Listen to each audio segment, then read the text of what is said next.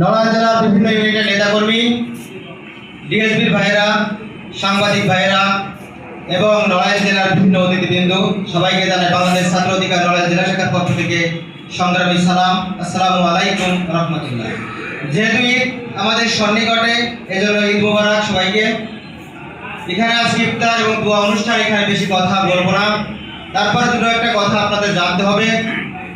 বর্তমান বাংলাদেশ যে গভর্নমেন্ট পরিচালিত হচ্ছে, সেই গভর্নমেন্টের একটা অংশ বাংলাদেশ গণ অধিকার পরিষদ। আপনারা সবাই জানেন, ভারী একটা মিনিস্ট্রির দায়িত্ব আমরা পেয়েছি, বৈদেশিক কর্মসংস্থান মন্ত্রণালয়ের দায়িত্ব পেয়েছি।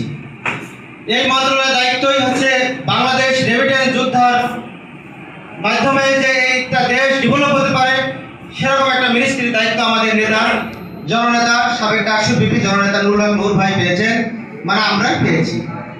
দেখেন, 2018 সালের কোটা সংস্কার আন্দোলন থেকে আজ 2026 সাল পর্যন্ত বাংলাদেশে যতগুলো যৌক্তিক আন্দোলন হয়েছে, প্রতিটা যৌক্তিক আন্দোলনে আমাদের দলই সামনের সারিতে অংশগ্রহণ করেছে।